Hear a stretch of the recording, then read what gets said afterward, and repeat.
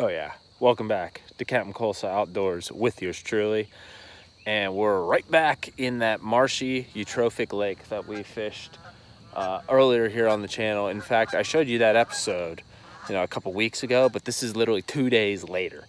So we're approaching the end of the summer here and the summer features that we've had on the channel. Now, it's not a primary hunting season, which is what I kind of consider this channel to be, but in the same way, chasing fish and chasing mushrooms is still a hunt in itself that requires knowledge of the landscape, requires an understanding of the species that you're considering a quarry, and then also requires some understanding of the conservation principles that keep those species in this area amongst the other species of plants and animals that they share the landscape with, including us.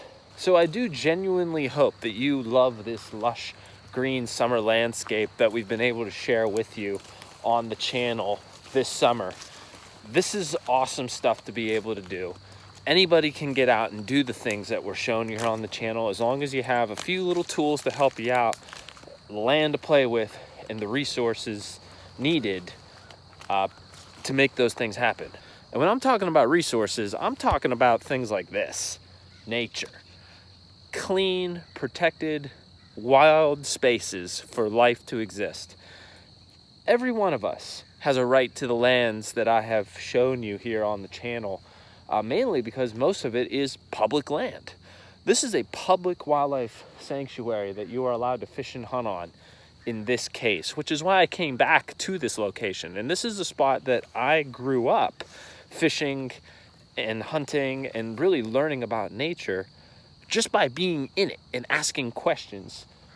When it comes to being an outdoors person here in Western Pennsylvania during the summer, this is a time of relaxation and a time of preparation. We're recovering from a cold winter and all the hard work that we put into the hunting season and finding success with those big game. But summer gives us a chance to mentally relax from that chase, do some other fun, low-key ecological experiences, and get ready for the fall as we've seen as well. So I hope you guys enjoyed this summer edition of Captain Coleslaw Outdoors and all the videos that we've put together for you. So our goal for today is to do one thing. We're heading back out on this lake. It rained last night pretty heavily, a pretty heavy thunderstorm, so the water level's up about 1.5 feet. And that's good because the oxygenation of rain falling out of the sky will actually kill algae and surface dwelling plants, whether they get submerged or they actually sink out of the water column. So this could be a really awesome day to not just catch fish, but the big fish of this area.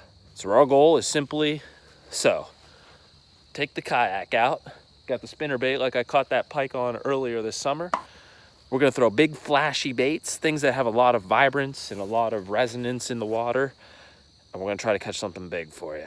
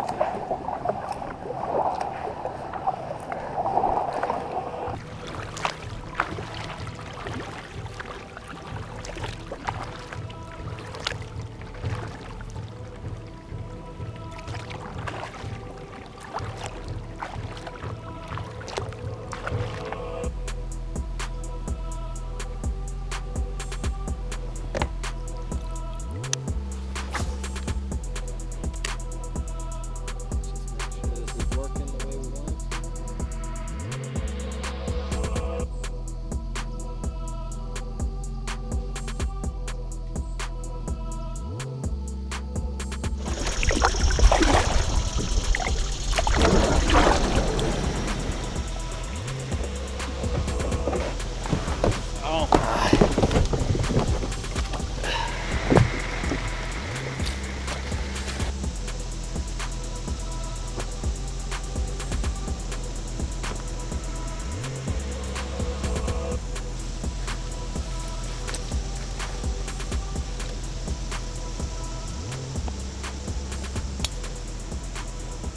All right, time for a little mid-trip adjustment. So the main channel, it's 3 feet higher almost. It's about 25 inches, 26 inches higher than it was when we were here the last time. And these skies, bluebird and beautiful, are making for an entirely different fishing experience.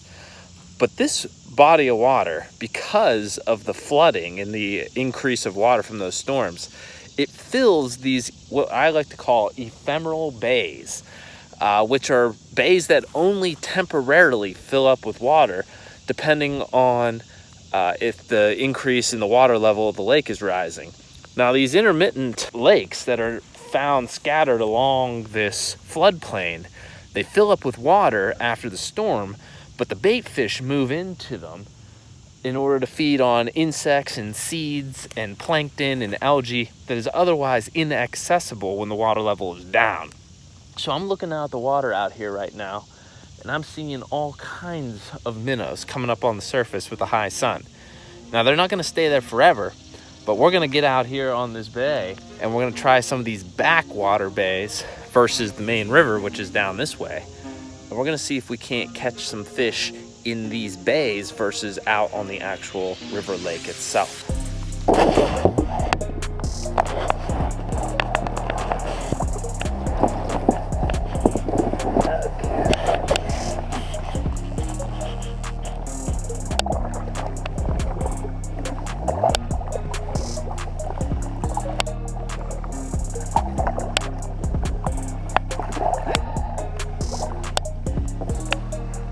Oh, there's bluegill all over in here. Sun is our friend and our enemy at the same time. Gotta protect ourselves here. Wow, look at this big old school of what? So you're telling me you can grab that?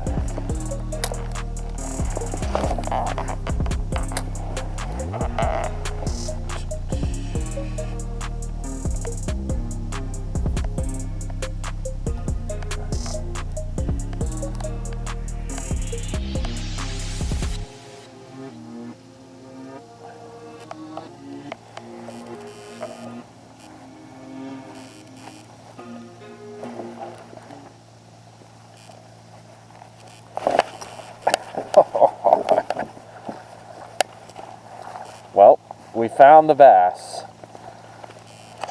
That is not exactly a lunker, but they're in the shallow water and they are chasing the minnows like I said they would be. Threw on a minnow colored Ned rig, I don't know if you guys realize that or not, and the fish pummeled it. I mean he absolutely swiped it. Like it was pretty much a full commitment type deal.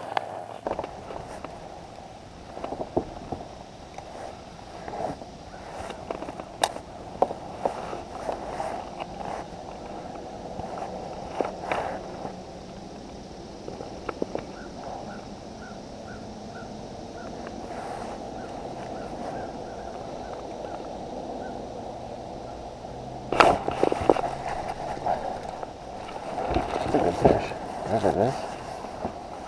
Oh my gosh, it's a crappie. Holy cow.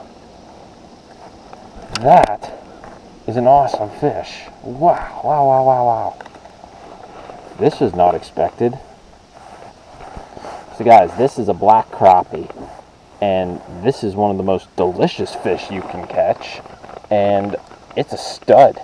That thing is 13 inches. Wow. That is awesome. And that is lunch. So we are putting that sucker on the stringer. We're throwing him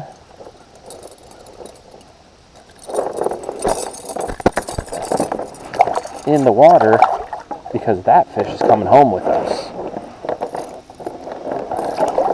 Would like to catch one more of that, and if I can, that will be an excellent way to end this episode. Any sort of panfish at this point is fair game.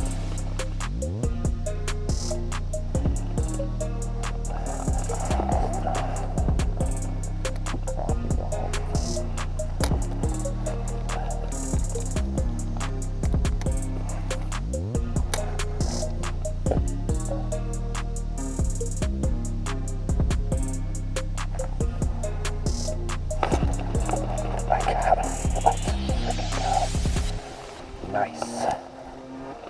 Another crappie. Let's go. That'll work. Not a very big one. I'll take it though.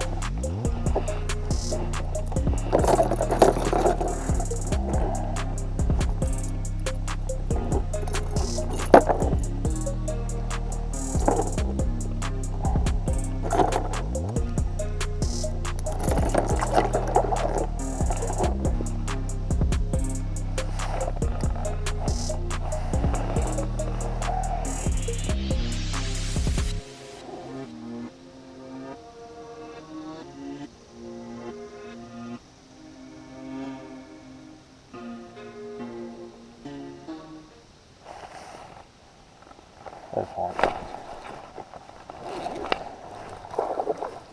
That is a freaking stud of a crappie. Are you me? Holy freaking goalie. That is a monster. Oh my gosh. Look at the size of this freak. What the heck? That's a 15-inch crappie. That is an unreal fish. I am speechless. I thought it was a bass. Unbelievable. Oh, we're putting him on the stringer. He ain't going away. No siree, Bob.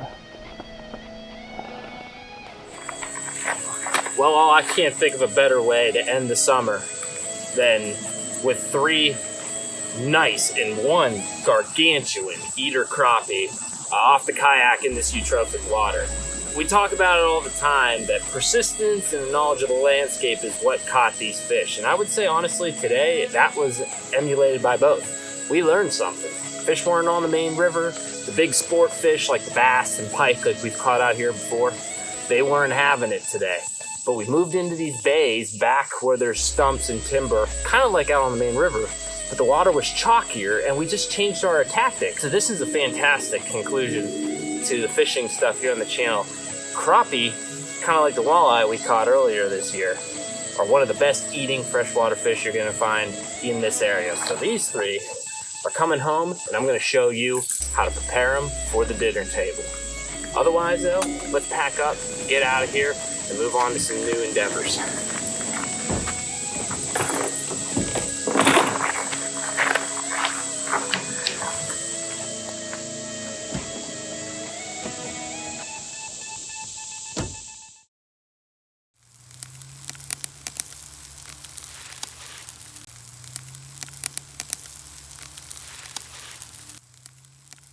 Oh yeah, we're grilling, and that is what that crappie turned into. Unbelievable. All we did was dip it in olive oil and then breadcrumbs and made it into a delicious little morsel snack for the wife and I. So it's so soft, it's so tender. I mean, eat it right off the grill. And that's why we do it. That's why you keep crappies. Like and subscribe if you like this video. Shoot straight, stay strong. That's it. I'm out.